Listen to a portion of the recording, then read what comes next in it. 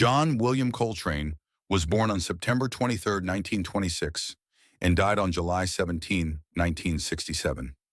He was an American jazz saxophonist, bandleader, and composer, and is widely regarded as one of the most influential and acclaimed figures in the history of jazz and 20th century music. Born and raised in North Carolina, Coltrane moved to Philadelphia after graduating from high school, where he studied music. Early in his career, working within the bebop and hard bop traditions, he helped pioneer the use of modes and became one of the musicians at the forefront of free jazz. He led at least 50 recording sessions and appeared on many albums by other artists, including trumpeter Miles Davis and pianist Thelonious Monk. Over the course of his career, Coltrane's music took on an increasingly spiritual dimension. This evolution is exemplified by his most acclaimed album, A Love Supreme, released in 1965, as well as by many later works. Decades after his death, Coltrane remains profoundly influential. He received numerous posthumous honors, including a special Pulitzer Prize, and was canonized by the African Orthodox Church. Coltrane's second wife was pianist and harpist Alice Coltrane. Together they had 3 children, John Jr., a bassist, Ravi, a saxophonist, and Oren, a multi-instrumentalist who played saxophone, guitar, drums, and also sang. Military service, 1945 to 1946.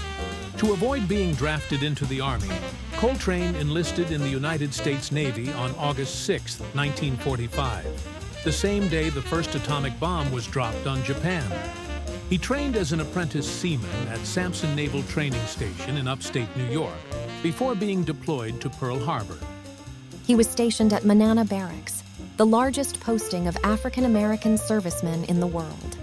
By the time Coltrane arrived in Hawaii, the Navy was in the process of downsizing. His musical abilities were soon recognized, and he joined the Melody Masters, the bass swing band. Despite the Melody Masters being an all-white band, Coltrane was allowed to perform as a guest musician to avoid drawing attention from superior officers. When not performing, he carried out regular duties, including kitchen and security work. By the end of his service, he had taken on a leadership role within the band. Coltrane's first recordings were made during this period. An informal session in Hawaii on July 13, 1946, featuring jazz standards and bebop tunes performed on alto saxophone. He was officially discharged from the Navy on August 8, 1946, having been awarded the American Campaign Medal, the Asiatic Pacific Campaign Medal, and the World War II Victory Medal. Immediate post-war career, 1946 to 1954. After being discharged from the Navy as a seaman first class in August 1946, Coltrane returned to Philadelphia, where the city's bustling jazz scene offered him many opportunities to learn and perform. He used the GI Bill to enroll at the Granoff School of Music, where he studied music theory with jazz guitarist and composer Dennis Sandol. Coltrane continued working under Sandol's guidance from 1946 into the early 1950s. He also took saxophone lessons with Matthew Rastelli, a saxophone teacher at Granoff, once a week for about 2 or 3 years. Eventually, the lessons ended when Coltrane's GI Bill funds ran out. After touring with King Colacs, he joined a band led by Jimmy Heath. Heath had been introduced to Coltrane's playing by trumpeter William Massey, a former Navy associate who had performed with Coltrane in the Melody Masters. Although Coltrane began on alto saxophone, he switched to tenor saxophone in 1947 when he joined Eddie Vinson. Coltrane later described this period as a time when a wider area of listening opened up for him. He said there were many things musicians like Coleman Hawkins, Ben Webster, and Tab Smith were doing in the 1940s that he didn't fully understand at the time, but that he felt deeply on an emotional level. A significant influence on Coltrane, according to tenor saxophonist Odeon Pope, was Philadelphia pianist, composer, and theorist Hassan Ibn Ali. Pope described Hassan as a crucial key to the system Coltrane used, stating that Hassan had a major impact on Coltrane's melodic concept. Coltrane became famously obsessive about practice and craft. Jimmy Heath once described him as practicing 25 hours a day. Heath recalled a moment in a San Francisco hotel when someone complained about the noise. Coltrane took the horn out of his mouth and continued practicing fingering silently for a full hour. His dedication was so intense that it was not unusual for him to fall asleep with the instrument still in his mouth or to practice a single note for hours at a time. Charlie Parker, whom Coltrane had first heard before his Navy period, became an idol. The two would occasionally play together in the late 1940s. In the early to mid-1950s, Coltrane performed with bands led by Dizzy Gillespie, Earl Bostic, and Johnny Hodges. 1955 to 1957, Miles and Monk period. In 1955, Coltrane was freelancing in Philadelphia while continuing his studies with Dennis Sandoll when he received a call from trumpeter Miles Davis. Davis had been highly successful in the 1940s, but his reputation and career had been damaged in part by heroin addiction. At this time, he was active again and preparing to form a new quintet. Coltrane joined this edition of the Miles Davis Band, later known as the First Great Quintet, alongside Red Garland on piano, Paul Chambers on bass, and Philly Joe Jones on drums. He remained with the group from October 1955 until April 1957, with a few interruptions. During this period, Davis released several influential recordings that revealed the first clear signs of Coltrane's rapidly growing artistic voice. In 1956, the quintet participated in 2 marathon recording sessions for the Prestige label, which produced the albums Cookin', Relaxin', Workin', and Steamin'. The First Great Quintet eventually disbanded, in part because of Coltrane's heroin addiction. Later in 1957, Coltrane worked with pianist Thelonious Monk at the Five Spot Cafe in New York City, performing in Monk's quartet from July through December of that year. However, due to contractual conflicts, Coltrane appeared in only one official studio recording session with this group. During this same period, Coltrane recorded numerous sessions for Prestige under his own name, while Monk refused to record for his former label.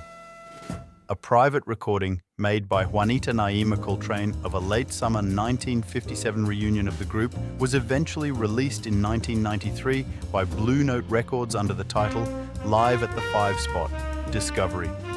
A high-quality tape of a concert given by this quartet in November 1957 was discovered years later and released by Blue Note in 2005. Recorded by Voice of America, the performances confirmed the group's legendary reputation and resulted in the highly acclaimed album Thelonious Monk Quartet with John Coltrane at Carnegie Hall. Also from this era came an important milestone, Blue Train, Coltrane's only album as a leader for Blue Note. The record featured Lee Morgan on trumpet, Paul Chambers on bass, and Curtis Fuller on trombone. It is often considered Coltrane's best album of this period. 4 of the 5 tracks are original Coltrane compositions, and the title track, along with Moment's Notice and Lazy Bird, became jazz standards. 1958, Davis and Coltrane. Coltrane rejoined Miles Davis in December 1957 after recovering from his addiction. In October of that year, jazz critic Ira Gettler coined the term sheets of sound to describe the dense, rapid-fire style Coltrane had developed while working with Monk and was now refining in Davis's group, which had expanded into a sextet. His playing during this period was highly compressed, with rapid runs cascading in a flood of notes. Coltrane later explained that he found there were often too many chord progressions to fit comfortably into standard rhythmic groupings. As a result, he began organizing notes into uneven groupings, such as 5s and 7s, to fit everything in. Coltrane remained with Davis until April 1960. During this time, he performed alongside alto saxophonist Cannonball Adderley, pianists Red Garland, Bill Evans, and Wynton Kelly, bassist Paul Chambers, and drummers Philly Joe Jones and Jimmy Cobb. He took part in the sessions that produced Milestones and the landmark album Kind of Blue, as well as live recordings later released as Miles and Monk at Newport and Jazz at the Plaza. 1959 to 1961, period with Atlantic Records.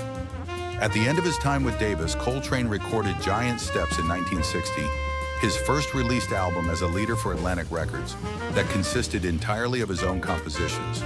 The title track of Giant Steps is widely considered to contain one of the most challenging chord progressions in jazz. These harmonic cycles later became known as Coltrane changes. His work on these progressions led to further experimentation with improvised melody and harmony that continued throughout his career. In 1960, Coltrane formed his first quartet for live performances, debuting at the Jazz Gallery in New York City. After working with several different musicians, he settled on pianist McCoy Tyner, bassist Steve Davis, and drummer Elvin Jones.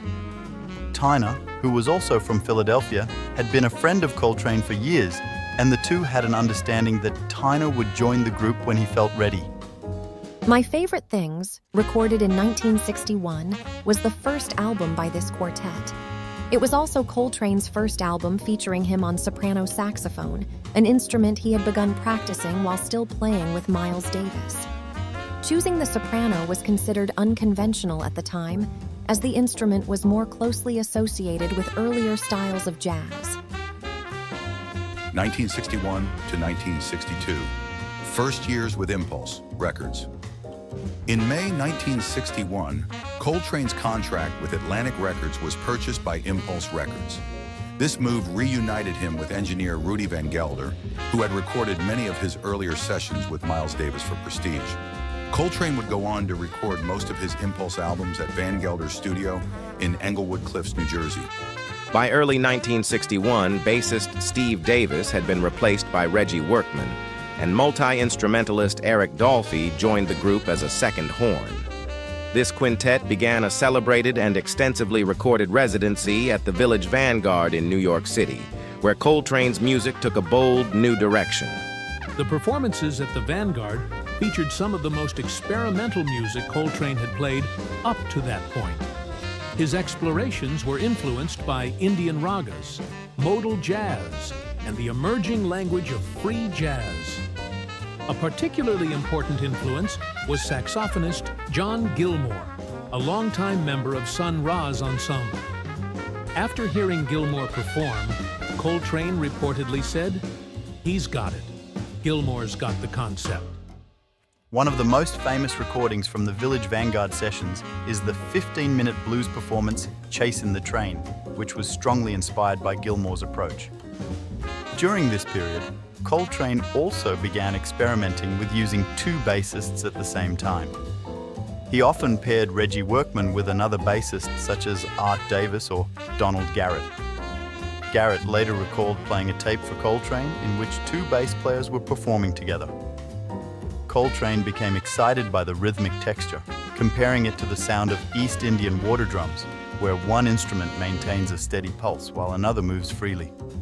Coltrane explained that he liked the idea of one bass holding down the lower register as a stabilizing, pulsating force, while the other filled in rhythmic and melodic spaces. On one occasion, Eric Dolphy recalled a performance where Wilbur Ware joined the group, resulting in three bassists playing simultaneously, while Dolphy and Coltrane stepped aside to listen. Coltrane used two bassists on the albums Olé Coltrane and Africa/Brass, and later on, the John Coltrane Quartet plays and Ascension. Both Reggie Workman and Jimmy Garrison can be heard on the Village Vanguard recordings of India and Miles Mode. During this period, critics were sharply divided in their opinions of Coltrane's new direction. Many listeners were also confused by the radical shift in his style. On a tour in France with Miles Davis, Coltrane was even booed by the audience. In 1961, Downbeat magazine referred to Coltrane and Dolphy as anti-jazz musicians in an article that deeply upset them. Coltrane later acknowledged that some of his early solos in this new style were driven more by technical exploration than by emotional expression. However, as his approach evolved, he became determined that every performance should be a complete expression of his entire being. 1962 to 1965, the classic quartet period.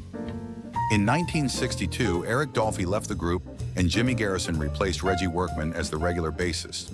From that point on, the lineup of Coltrane, McCoy Tyner, Jimmy Garrison, and Elvin Jones became known as the Classic Quartet.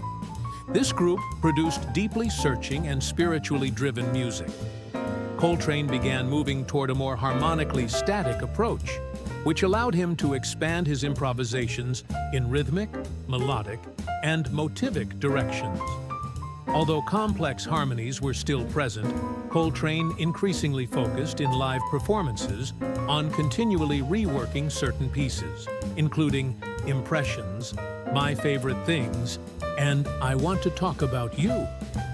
The criticism directed at the earlier quintet with Dolphy may have influenced Coltrane's studio recordings during this period. Compared to the radical Village Vanguard material of 1961, many of his studio albums in 1962 and 1963 were more restrained in tone.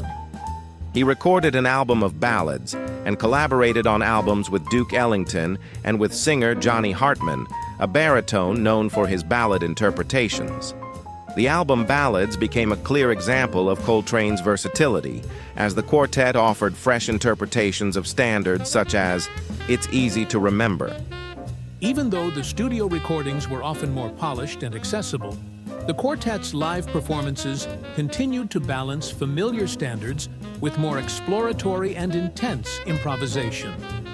This can be heard on albums such as Impressions, Live at Birdland, and Newport 63. Impressions includes 2 extended improvisations, along with performances of Dear Old Stockholm, After the Rain, and a blues. Coltrane later said he enjoyed maintaining what he called a balanced catalogue, combining different musical approaches. On March 6, 1963, the group recorded a session at Van Gelder's studio that was believed lost for decades after the master tape was reportedly destroyed to save storage space. In 2018, Impulse Records released this material as both directions at once. The lost album using a spare copy Coltrane had given to his wife. In 2019, Impulse followed this with another archival release, Blue World, consisting of music recorded in 1964 as a soundtrack for the film The Cat in the Bag.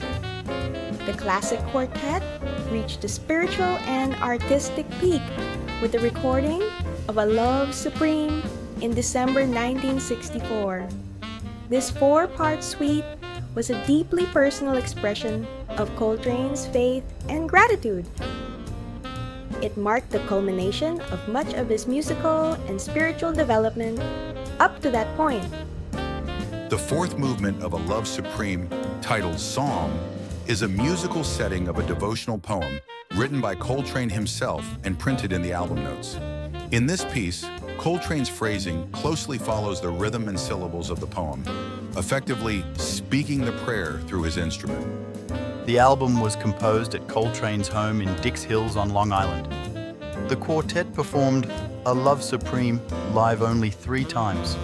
2 of these performances were recorded, one in July 1965 in Antibes, France, and another in October 1965 in Seattle, Washington. Both recordings were later released in expanded editions of the album. 1965, adding to the quartet and avant-garde jazz. In his later years, Coltrane developed a deep interest in the avant-garde jazz being created by musicians such as Ornette Coleman, Albert Ayler, and Sun Ra. He was especially influenced by the raw intensity and expressive dissonance of Ayler's trio, which included bassist Gary Peacock and drummer Sonny Murray. Coltrane became a strong supporter of younger free jazz musicians, including Archie Shepp, and through his influence, Impulse Records became one of the central labels for avant-garde jazz. After recording A Love Supreme, Ayler's influence became more clearly audible in Coltrane's own playing. A series of recordings with the Classic Quartet during the first half of 1965 show his improvisations growing increasingly abstract. He incorporated techniques such as multiphonics, overtones, and extensive use of the altissimo register. His earlier sheets of sound approach reappeared in a transformed and more intense form. During this time, Coltrane largely set aside the soprano saxophone in the studio and focused almost exclusively on tenor. The rest of the quartet responded by playing with greater freedom and elasticity. The group's evolution can be traced through albums such as the John Coltrane Quartet Plays, Living Space, Transition, New Thing at Newport, Sunship, and First Meditations. In June 1965, Coltrane entered Rudy Van Gelder's studio with 10 additional musicians to record Ascension, a nearly 40-minute piece structured around collective improvisation and individual solos.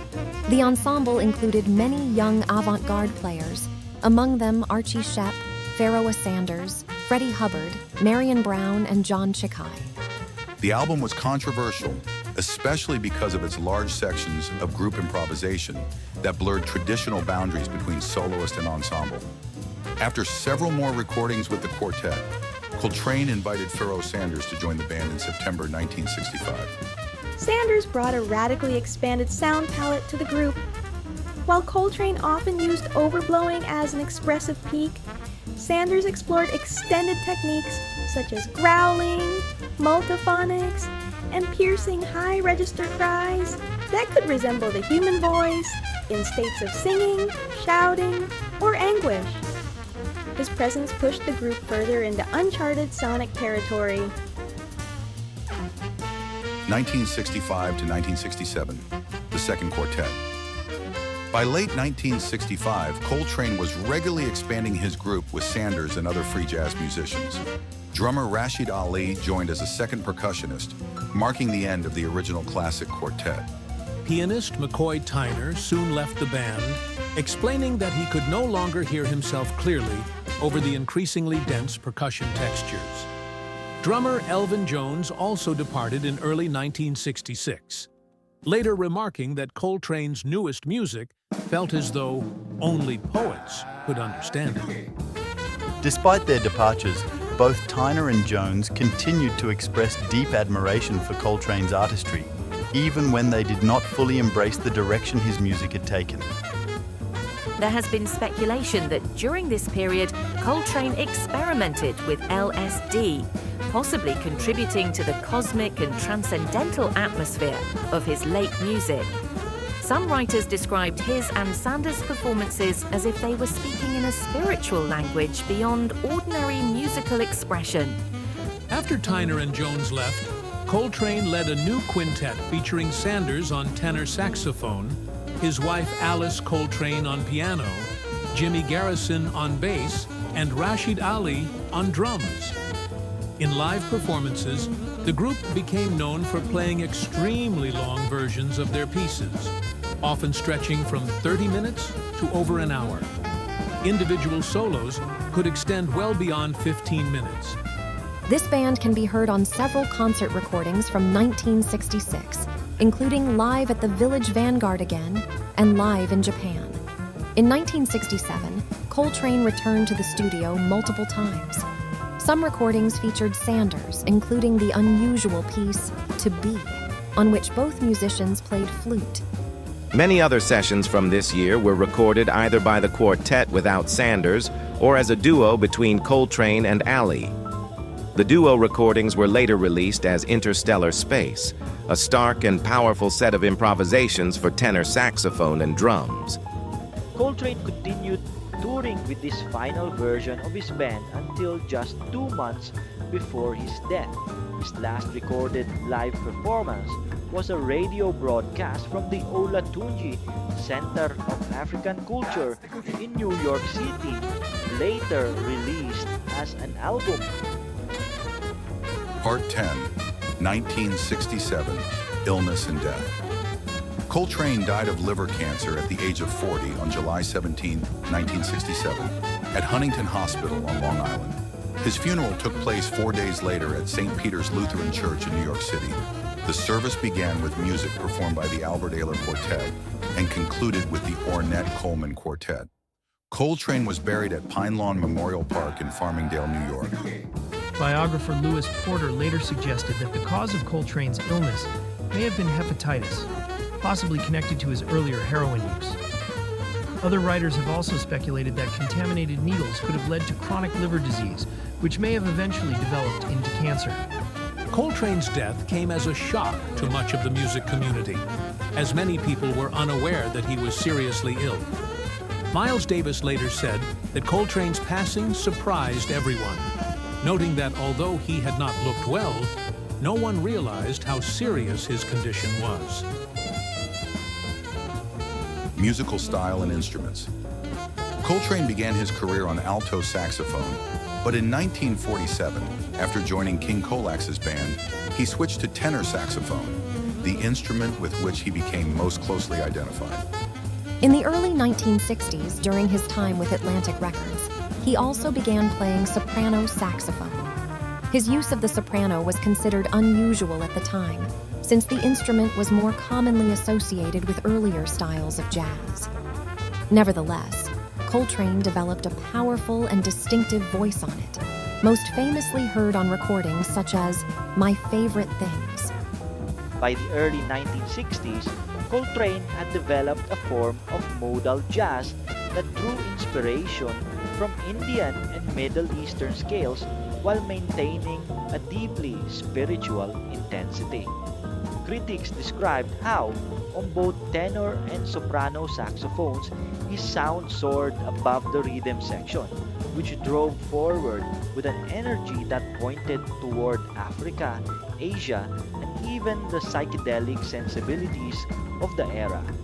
Coltrane preferred to play melodies high in the range of the tenor saxophone, a tendency partly attributed to his earlier training on clarinet and alto horn. He spoke of his sound concept as something shaped in the vocal tract, suggesting that he imagined the instrument as an extension of the human voice. He later explained that playing the soprano saxophone influenced how he approached the tenor. Becoming comfortable playing across the entire range of the soprano encouraged him to explore the full range of the tenor as well, rather than staying within familiar registers. Toward the end of his life, Coltrane also experimented with flute in both live performances and studio recordings. After the death of Eric Dolphy in 1964, Dolphy's mother gave Coltrane his flute and bass clarinet, which he occasionally incorporated into his work. Coltrane had a strong interest in drums and rhythm. According to Rashied Ali, he often kept a spare drum set on stage and would sometimes play it himself. His fascination with percussion can be heard in pieces that feature extended drum passages, and it played a major role in the creation of Interstellar Space, his duo recording with Ali. Coltrane's primary tenor and soprano saxophones, both Selmer Mark VI models, were later auctioned to raise funds for the John Coltrane Foundation. Although he rarely performed on alto saxophone in public later in his career, he owned a prototype Yamaha alto saxophone that he received as an endorsement in 1966. He can be heard playing it on recordings made in Japan, including performances later released on Live in Japan and on the album Stellar Regions. Personal life and spiritual beliefs. Upbringing and early spiritual influences. Coltrane was born and raised in a Christian household, and spiritual themes were present in his life from an early age. His maternal grandfather, Reverend William Blair, was a minister in the African Methodist Episcopal Zion Church in High Point, North Carolina. His paternal grandfather, Reverend William H. Coltrane, also served as a minister in the same denomination in Hamlet, North Carolina.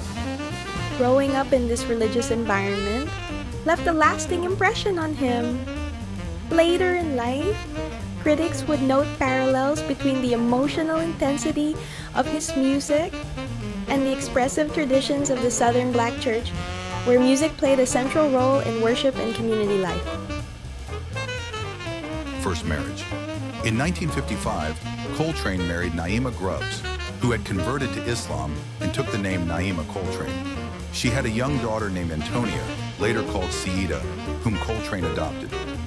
Naima had a profound influence on Coltrane's spiritual development. The ballad Naima, which he composed in her honor, became one of his most beloved pieces. The family moved to New York City in 1956, and in 1957, they settled into an apartment on 103rd Street and Amsterdam Avenue. Later, they purchased a home in St. Albans, Queens. Despite their deep bond, the marriage eventually began to strain. Naima later recalled that she sensed the separation coming. In the summer of 1963, Coltrane moved out without offering a detailed explanation, saying only that there were things he needed to do. Even after the separation, however, they remained in contact. In 1964, Coltrane told her that most of his playing had become a form of prayer. Naima Coltrane died of a heart attack in 1996. The 1957 Spiritual Awakening. In 1957, Coltrane experienced what he described as a profound spiritual awakening. This experience coincided with his successful effort to overcome heroin addiction and alcoholism, which had troubled him for years. In the liner notes to A Love Supreme, he wrote that by the grace of God, he had undergone a spiritual awakening that led him to a richer and more acknowledged life. In gratitude, he asked to be given the means and privilege to make others happy through music. From this point forward, Coltrane increasingly viewed music as a vehicle for spiritual expression and service to others. His beliefs became expansive and inclusive, drawing from many religious traditions rather than a single doctrine. Second marriage. In 1963, Coltrane met pianist Alice Coltrane, whose spiritual outlook closely matched his own. They moved in together and had 2 sons before Coltrane's divorce from Naima was finalized in 1966. John Jr. was born in 1964, Ravi in 1965, and Oranyan, known as Oran, in 1967. Alice brought stability and shared spiritual purpose to Coltrane's life. She understood both the demands of being a professional musician and the depth of his spiritual searching. Their relationship became a partnership rooted in music, philosophy, and devotion. Spiritual influence in his music. After A Love Supreme, many of Coltrane's compositions and album titles reflected spiritual themes. Works such as Ascension, Meditations, and Selflessness show how deeply faith and transcendence shaped his creative direction. His personal library included texts such as the Bhagavad Gita, the Gospel of Sri Ramakrishna, and Autobiography of a Yogi. These writings describe spiritual paths that transcend religious boundaries, an idea that strongly resonated with him. Coltrane studied not only Christianity, but also Hinduism, Buddhism, Islamic teachings, Jewish mysticism, and Western philosophy. He believed that all religions contained elements of universal truth, and this belief is echoed in his later music, which seeks unity beyond cultural or doctrinal divisions. Exploration of sacred sound. In 1965, Coltrane recorded the album Om, named after the sacred syllable in Hinduism that symbolizes the infinite universe. He described Om as the primal sound and the word of power. The recording includes chant-like passages inspired by Eastern spiritual texts and represents one of his most direct attempts to translate spiritual ideas into sound. Coltrane's interest in world music was closely tied to his spiritual journey. He believed that certain scales, tones, and vibrations could carry specific emotional or spiritual knowings. His goal was to understand these forces and use music as a way to uplift, heal, and transform listeners. He once said he wished he could discover a method by which music could bring immediate joy or healing, even imagining that he could play a song that would make it rain or cure illness. Veneration after his death. After Coltrane's death, a congregation in San Francisco began honoring him as a saint. This group eventually became part of the African Orthodox Church and established the St. John Coltrane African Orthodox Church.